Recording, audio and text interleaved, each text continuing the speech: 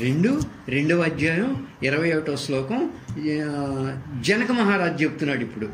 అహో జన సమూహే అపి నద్వైతం పశ్యతో మమ అరణ్యం ఇవ సంవృతం క్వరతిం కరవాణి అహం. క్వరతిం కరవాణి అహం. ఓ గురుమూర్తి అంటే అష్టావక్ర మునీంద్రుల వారికి జనకుడు చెప్తున్నాడు అనమాట. ఓ గురుమూర్తి, ఓ మునీంద్ర, ఒక ముఖ్యమైన విషయం చెప్తున్నాడు జనకుడు ఇక్కడ. ఎన్ని వేల మంది జన సమూహంలో నేనున్నా కానీ నాకు ఇతరులు ఎవ్వరూ ఇతరులలా కనపడటం లేదు. నాకు అసలు ద్వైతం ఎక్కడా కనపడటం లేదు. నా ద్వైతం పశ్యతో మమ, నా ద్వైతం పశ్యతో మమ. అందరూ ఒక్కటే, అందరూ ఒక్కటే, అందరూ ఒక్కటే అన్న భావంతో నేనున్నాను. ఏకత్వాన్ని దర్శిస్తున్నాను. అంటే సమతతో ఉన్నాను, సమస్థితిలో ఉన్నాను. ఏకత్వము సమత ఉన్నప్పుడు ఏముంటాయి? సాక్షితత్వం ఉంటుంది. ఏమండి, స్పిరిచువాలిటీ యొక్క కోర్ అక్కడ ఉన్నట్టే. ఇక ఏమండి, అందరూ ఒక్కటే అన్న భావంతో ఉన్నాను, ఏకత్వాన్ని దర్శిస్తున్నాను, సమతతో ఉన్నాను, సమస్థితిలో ఉన్నాను, సాక్షితత్వంతో ఉన్నాను. అసలు నాకు ద్వైతం ఎక్కడా కనపడటం లేదు, అద్వైతం తప్ప. ఏకం ఏవ అద్వితీయం బ్రహ్మ. అంతా ఒక్కటే, అంతా ఒక్కటే, అంతా ఒక్కటే, అంతా ఒక్కటే. ఈయన చేత ఇక్కడ బోధ చెప్పిస్తున్నది, మీ అందరి చేత వినేలా చేస్తున్నది కూడా ఒక్కటే, ఒక్క చైతన్యమే, ఒక్క చైతన్యమే. మాట్లాడుతున్నది, వింటున్నది కూడా ఆ చైతన్య శక్తియే. ఈయన్ని మాధ్యమంగా చేసుకుని చెప్పిస్తుంది అంతవరకే. ఈయన వింటున్నాడు దీన్ని. అంటే మాట్లాడుతున్నది, వింటున్నది కూడా చైతన్య శక్తే. అయితే మనం బోధ వినేటప్పుడు చెప్పేవాడు ఎవడు, వింటున్నది ఏంటి అనేది మనకు అంటే ఆ విషయం అర్థం కావడం ముఖ్యం. మాట్లాడుతున్నది, వింటున్నది కూడా ఆ చైతన్య శక్తియే. అందుచేత ఎంత జనసమూహంలో మనం ఉన్నా సరే, పెళ్ళికి వెళ్ళినా సరే, మార్కెట్కి వెళ్ళినా సరే, రైల్వే స్టేషన్కి వెళ్ళినా, బస్ స్టాండ్కి వెళ్ళినా, రైల్లో ఉన్నా, విమానంలో ఉన్నా, ఇంట్లో ఉన్నా, కొన్ని వందల మంది మన చుట్టూ ఉన్నా సరే ఎలా భావించాలి అంటే ఇదంతా ఒక్కటే, ఇదంతా ఒక్కటే, ఇదంతా ఒక్కటే, ఇదంతా ఒక్కటే, అంతే, ఉన్నదంతా ఏకత్వమే, ఉన్నదంతా ఏకత్వమే అనేటువంటి భావన రావాలి. అలాంటి భావన రాకపోతే మనం ఆత్మజ్ఞాన స్థితికి చేరుకోలేము. అంటే ఎన్ని చెప్పిన తర్వాత ఇది చెప్తున్నాడు మనకి? మూల దృష్టి చెప్పిన తర్వాత చెబుతున్నాడు. భిన్నత్వంలో ఏకత్వాన్ని దర్శించడమే సాక్షితత్వం అనేది చెప్తున్నాడు. మహాసూక్ష్మ దృష్టి చెప్తున్నాడు. త్రికాల దృష్టి చెప్తున్నాడు. ఇన్ని చెప్పిన తర్వాత మళ్ళీ వీళ్ళు ఎక్కడన్నా తప్పుతారేమోనని మళ్ళీ ఏకత్వ భావాన్ని తీసుకొచ్చి, అంత ప్రాముఖ్యత ఉందన్నమాట ఏకత్వ భావన. కాబట్టి నేను ఈ ప్రపంచ భావంతో ఉన్నా కానీ, విభిన్నత్వాన్ని దర్శిస్తున్నా కానీ, అంతర్లీనంగా ఉన్న ఏకత్వానుభూతిని నేను పొందుతూ ఉన్నా. మనం ఏమన్నా వచ్చామా దాంట్లో? ఏమన్నా ఒక 5% అన్నా, ఒక 5% అన్నా. ఏం సార్, అంతర్లీనంగా ఉన్న ఏకత్వానుభూతిని నేను పొందుతూ ఉన్నా. ఎందుకని దీన్ని అంత ఇదిగా ఈ అష్టావక్రుడు తీసుకొచ్చాడు? నువ్వేమైనా చెప్పగలవా? ఎందుకని ఏకత్వాన్ని ఎంత బాగా తీసుకొస్తున్నాడు?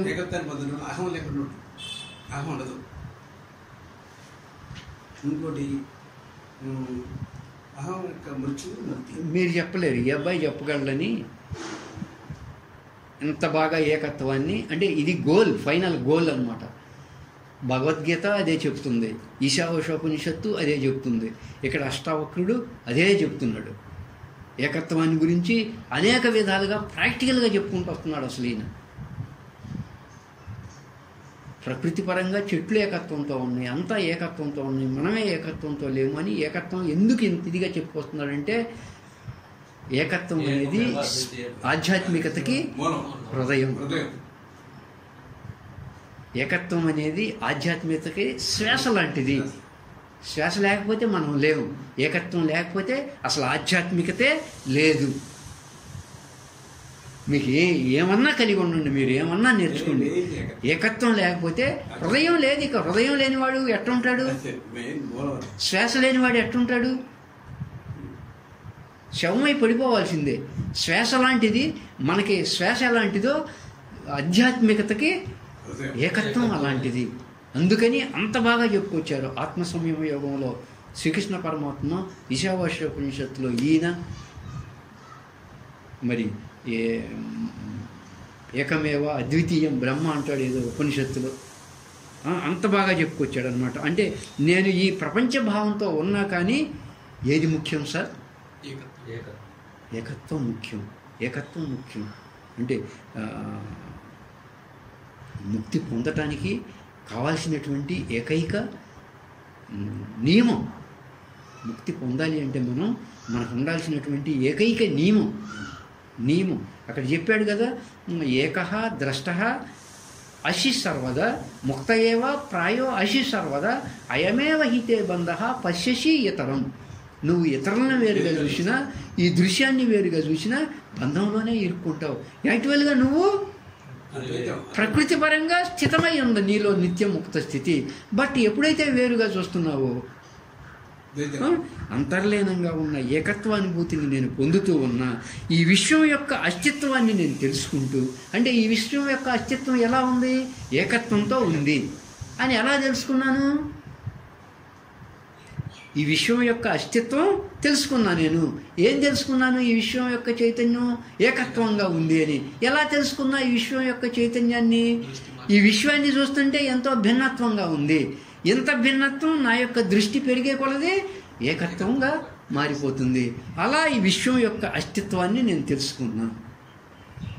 నా యొక్క అస్తిత్వాన్ని కూడా నేను తెలుసుకున్నా. నా దేహంలో ఎక్కడి నుంచి వెళ్ళినా 1000 రెట్ల భూతత్వంతో ఏకత్వమే ఉంది. అలా విశ్వం యొక్క అస్తిత్వాన్ని నేను తెలుసుకుంటూ ఆ అస్తిత్వంలోనే, అంటే ఆ ఏకత్వంలోనే, ఆ సచ్చిదానంద స్థితిలోనే, ఆ నిత్య ధ్యాన స్థితిలోనే నేనుంటూ ఒక ఏకత్వాన్ని మాత్రమే దర్శిస్తూ ఉన్నా. నాకు అసలు రెండో వాళ్ళు ఎవ్వరు కనపడటం లేదు అన్న భావంతో నువ్వు ఉండాలి. ముందు నీ మనసులో ఆ భావన ప్రస్ఫుటంగా రావాలి. నువ్వు ధ్యానం చేసి దీన్ని సంపాదించుకోలేవు. అరణ్యమివ సమృతం, ఒక అరణ్యంలా భావం ఉంది నాకు. ఒక మొక్కగా భావన ఉంటే నేను వేరు ఇతరులు వేరు అన్నట్లుంటుంది. అంటే విడిగా వృక్షాలను చూస్తే అవన్నీ వేటి వ్యక్తిత్వాలతో అవి ఉన్నట్లు అనిపిస్తుంది, వేరువేరుగా. అదే ఒక అరణ్య భావంతో ఉంటే అరణ్యంలో ఎక్కడ ఏం జరుగుతున్నా కానీ అరణ్యంలో ఏ మార్పు ఉండదు. ఎక్కడో కాలిపోతూ ఉంటుంది కానీ అరణ్యంలో మార్పు ఉండదు. ఎక్కడో మొక్క చనిపోయిద్ది, అరణ్యంలో మార్పు ఉండదు. ఎన్ని వృక్షాలు పోతున్నా, ఎన్ని వృక్షాలు కొత్తగా మొలిచినా, ఆ అరణ్యంలో ఎటువంటి మార్పులు జరుగుతున్నా అరణ్య భావన అనేది ఒకే రకంగా ఉంటుంది. మనం విడిగా ఒక మొక్కని, ఒక వృక్షాన్ని చూస్తున్నప్పుడే ఈ విభిన్నత్వం, ఆ మొక్క వేరు ఈ మొక్క వేరు అన్న భావం వస్తుంది. అరణ్యం దగ్గరగా వెళ్ళి చూసినప్పుడు అదే అరణ్యాన్ని బాగా లాంగ్ షాట్గా చూస్తే అంతా ఆకుపచ్చగా ఏకంగా ఉంటుంది. బయటికి తీసుకెళ్ళి కూడా చూపించాడు. అరణ్యం అనే భావంలో ఉన్నప్పుడు ఒక ఏకత్వంతో ఉంటాం. అదే మొక్క వృక్షము అనే భావంతో ఉన్నప్పుడు ఒక భిన్నత్వాన్ని అనుభూతి పొందాల్సి ఉంటుంది మనం. అరణ్యమివ సమృతం, అరణ్య భావనతో నేను ఏకత్వాన్ని అనుభూతి పొందుతున్నా. ఓ మునీంద్ర, ఓ సద్గురు, నువ్వు ఎలాంటి జనసమూహంలో ఉన్నా జనసమూహాన్ని అరణ్య భావంతో చూడాలే తప్ప వీళ్ళు స్త్రీలు, వీళ్ళు పురుషులు, వీళ్ళు పరాయి వాళ్ళు, వీళ్ళు మనవాళ్ళు, వీళ్ళు నా వాళ్ళు, వీళ్ళు నా బంధువులే అనేటువంటి భావన ఎక్కడా ఉండకూడదు. ఎలా ఉండాలి? అంతా ఒక 5 సార్లు 10 సార్లు చెప్పండి. అంతా ఒక్కటే, అంతా ఒక్కటే, అంతా ఒక్కటే, అంతా ఒక్కటే. ఇది వేదాంతం. వేద అంతం, ఏకత్వం ఎప్పుడైతే నువ్వు అనుభూతి పొందావో వేదం అంతమైపోయింది. ఇక అదే వేదాంతం, ఇక అయిపోయింది. ఇంక నువ్వు నేర్చుకోవాల్సింది ఏమీ లేదు. అంటే ఎప్పుడైతే ఏకత్వం పొందావో సాక్షితత్వం నీలో ఉన్నట్టే. భిన్నత్వంలో ఏకత్వాన్ని దర్శించడమే సాక్షితత్వం. వచ్చేసింది కదా. అంతా ఒక్కటే, అంతా ఒక్కటే అంటే ఇలా అంతా ఒక్కటే, అంతా ఒక్కటే, అంతా ఒక్కటే అరణ్య భావంతోనో ఒక త్రికాల దృష్టి భావంతోనో, ఒక మహాసూక్ష్మ దృష్టి భావంతోనో, ఒక మూల సృష్టి భావంతోనో నువ్వు అంతా ఏకత్వాన్ని దర్శించినప్పుడే వేదాంతం స్పష్టంగా అర్థమవుతుంది నీకు. అరే వేదాంతం అంటే ఇంతకుముందు ఏంటేంటో అనుకున్నా ఇది వేదాంతం అండి. మొత్తం అంతా ఒక మహారణ్యమే అన్న భావన, ఒకే మహారణ్యం, ఏకత్వమే ఏకత్వమే. క్వ రతిం కరవాణి అహం. ఒకసారి ఇంతకుముందు మనం 8వ అధ్యాయం దాకా వచ్చాము. 1వ శ్లోకంలో ప్రశ్నలు అడుగుతా 8వ అధ్యాయంలో మనకేం చెప్పింది? అహం విషంతో సమానం, నా అహం అమృతంతో సమానం. అహంతో ఎలా ఉంటే అహంతో ఉన్నట్లు, ఎలా ఉంటే అహం లేనట్లు, ఎలా ఉంటే ఫలితంతో ఉన్నట్లు, ఎలా ఉంటే ఫలితంతో లేనట్లు అనేవి అన్నీ మీకు అర్థమైపోయినాయి. అంటే శ్రీకృష్ణుడైనా సరే, మనం ఎవరమైనా సరే అహం లేకుండా, ఫలితాన్ని ఆశించకుండా నిష్కామ కర్మయోగంతో ఉండాలి అని మనకి తెలిసింది కదా. ఈ శ్లోకంలో ఏం చెప్తున్నాడు? అంతా ఏకత్వం ఏకత్వం ఏకత్వం మహారణ్య భావంతో చూడాలంటున్నాడు కదా. ఇక ఇలా ఏకత్వాన్ని సమతని నేను అనుభూతి పొందుతున్నప్పుడు, నువ్వు ఏకత్వాన్ని ఒక సమతని అనుభూతి పొందుతున్నప్పుడు ప్రత్యేకంగా అహంతో ఏ కర్మలు చేయాల్సి ఉంటుంది? నువ్వు ఏ ఫలితాన్ని ఆశించాల్సి ఉంటుంది? అంటే అహం లేకుండా, ఫలితం ఆశించకుండా నిష్కామ కర్మయోగంతో ఉండాలి అంటే దానికి మూలం ఏది?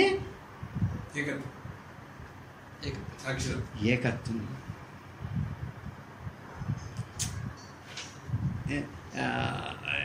నేను నా పేరు మీద ఏం వ్యామోహం లేకుండా ఉండాలి, లేదు ఇతరులతో పోల్చుకోకుండా ఉండాలి, అక్కడ కూర్చున్నావంటే పని కాదు. నువ్వు ఏకత్వం దగ్గరికి వచ్చావు అంటే నీ పని అంతా అయిపోయింది. అహం లేకుండా ఉండాలి అంటే అది మూలం. అంటే అందుకని దానికి ఆధ్యాత్మికతకి హృదయం అన్నారు దాన్ని. ఇక వేటిపైన నీ కోరిక లేదు, అహం లేదు, కోరిక లేదు. కోరిక లేకపోతే దుఃఖం లేదు, ఆనందంగా ఉంటావు. ఎందుకంటే ఎప్పుడైతే కోరిక ఉందో అప్పుడే బంధం ఏర్పడుతుంది. ఎప్పుడైతే కోరిక బంధాలు ఉన్నాయో అప్పుడే అహం పెరుగుతూ ఉంటుంది. అహం, కోరిక, బంధం నాకు లేవు. ఎందుకని చెప్పండి? ఏకత్వాన్ని అనుభూతి పొందుతున్నాను నేను. ఏకత్వాన్ని అనుభూతి పొందుతున్నా. నాకు ఇంకా కోరిక లేదు, బంధం, అహం లేదు, కోరిక లేదు, బంధం లేదు. నేను ఏకత్వాన్ని దర్శిస్తున్నా. ఇదంతా నాకు ఒక అరణ్యంలా ఉన్నట్లుంది. ఏమండి, ఎక్కడైనా ఎంత జనసమూహంలో ఉన్నా కానీ ఎప్పుడూ కూడా ఎవరికి వారు వేరు అన్న భావనలో లేము. కనీసం ఇక నుంచి అన్నా సార్, ఇది మనం మీరు మిగతా వాళ్ళ సంగతి ఎట్ట ఉంచండి. మీరు 3వసారో 4వసారో వస్తున్నారు 2వ అధ్యాయంలోకి. ఇక మీరు పక్కా లేకపోతే బాగా డిస్టర్బ్ అవుతారు. ఇది వచ్చే లోపల ఒక లైన్ కావాలి.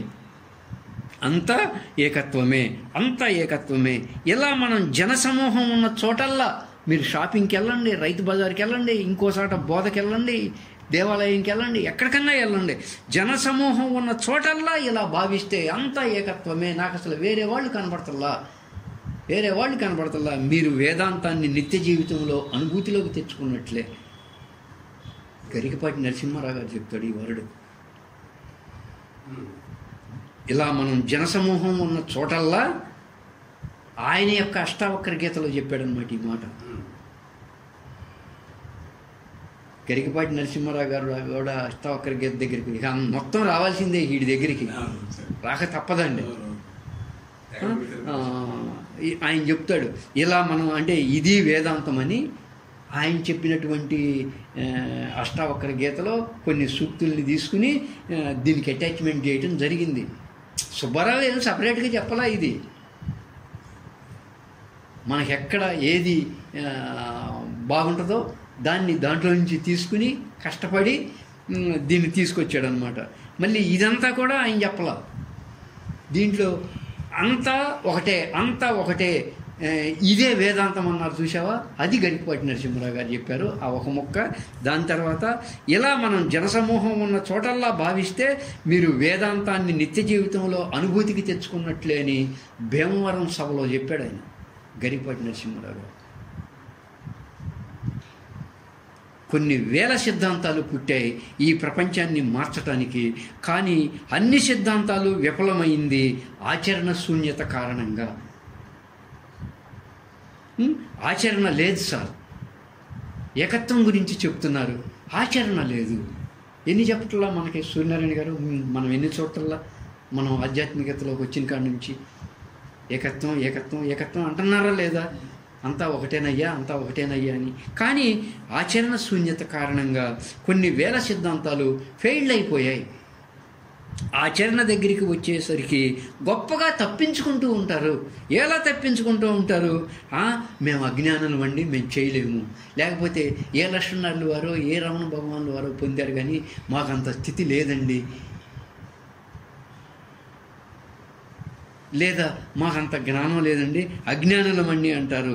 ఎవరైనా కానీ, ఇది కూడా గరికపాటి నరసింహరావు గారు చెప్పిందేనండి, ఎవరైనా కానీ నేను అజ్ఞానినండి అంటే చూడండి ఆయన ఇట్లా చెబుతాడనమాట.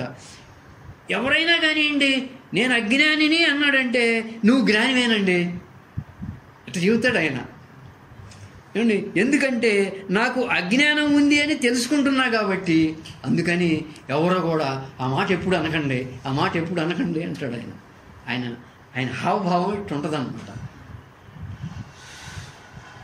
ఆ మాట ఎప్పుడు అనకండి, నేను జ్ఞానిని, నేను జ్ఞానిని, నేను జ్ఞానిని, నేను జ్ఞానిని కావాలని ప్రయత్నం చేయండి. జ్ఞానం అనేది ఎవరి సొత్తు కాదు, అది ఒక మనిషి సొత్తు కాదు, అందరికీ హక్కు ఉందంటాడు లక్ష్మణారులు వారు. ఇంద్రియాలు ఉన్న వాళ్ళందరూ ఖచ్చితంగా జ్ఞానం పొందుతారు, ఆ మార్గంలో ప్రయాణించాలి, అంతవరకే. నేను సూర్యనారాయణ గారు ఎక్కడ అధైర్యపడమాకండి, వాళ్ళు పొందారు కానీ ఆ స్థితి మనం పొందలేములే అని ఎక్కడ వెనకడికి వేయమాకండి. ఖచ్చితంగా ఇంద్రియాలు ఉన్న వాళ్ళందరూ జ్ఞానం పొందుతారు, ఆ మార్గంలో ప్రయాణించాలి మనం. అందుకని మనం జనసమూహంలో ఉన్నా కానీ, రైతు బజార్లో ఉన్నా, షాపింగ్లో ఉన్నా, రైల్వే స్టేషన్లో ఉన్నా, విమానంలో ఉన్నా, బస్ స్టాండ్కి వెళ్ళినా, ఎక్కడికి వెళ్ళినా మనకి వేటి మీద ఆసక్తి వ్యామోహము లేకుండా ఉండాలి అంటే వేటి మీద వ్యామోహము ఆసక్తి ద్వంద్వాల మీద అనాసక్తియే వైరాగ్యం. అంతరంగం దేనికి వ్యామోహం లేకుండా ఉండటమే ముక్తి. చూడు ఎంత చక్కగా చెప్పాడు. అందుకని మనం జనసమూహంలో ఉన్నా కానీ మనం వేటి మీద ఆసక్తి వ్యామోహము లేకుండా ఉండాలి అంటే నేను ప్రత్యేకం అనేటువంటి ధోరణి పోయి ఐడెంటిఫికేషన్, గుర్తింపు పోవాలి అని అంతా ఒక్కటే, అంతా ఒకటే, అంతా ఒకటే, అంతా ఒకటే. అప్పుడు ఎవరికో సన్మానం జరిగింది, నాకే జరుగుతుంది, అంతా ఒక్కటే, అంతా ఒకటే. అతనికి సన్మానం జరుగుతుంది, నాకు చేస్తారో లేదో అని అనుకున్నావా, అయిపోయినట్టే. మనసులో అది ఒకళ్ళు వినవసరలా, నీ మనసులో నీకు అనిపించిన నువ్వు ఇరుక్కుపోయినట్టే దేంట్లో, బంధంలో. ఎవరికో సన్మానం జరిగింది, నాకే జరుగుతుంది, అంతా ఒకటే, అంతా ఒకటే. మీకు జరిగింది కానీ తర్వాత నాకు జరిగితే బాగుండు అని అనుకున్నావంటే అయిపోయినట్లే లెక్క. కాబట్టి ఎలాంటి జనసమూహంలో ఉన్నా నాకెవ్వరు ఇతరులు కనపడటం లేదు, అందరూ ఒక్కటే అన్న భావంతో ఉన్నాను. ఎవరికి వారు వేరు అన్న భావన లేనే లేదు. నేను అంతా ఒక్కటే అన్న భావంతో ఉన్నాను. అంతా చైతన్య స్వరూపులే, అంతా ఈ విశ్వ చైతన్యానికి సంబంధించిన వారమే, అంతా ఈ విశ్వ చైతన్యపు అంశలమే అన్న భావంతో నేనున్నాను. మీరు కూడా ఈ భావంతో ఉంటే నిత్య జీవితంలో వేదాంతాన్ని అనుభవంలోకి తెచ్చుకున్నట్లే. అలా ఉండటాన్ని సమస్థితి అంటారు. ఇది 2వ అధ్యాయం 21వ శ్లోకం.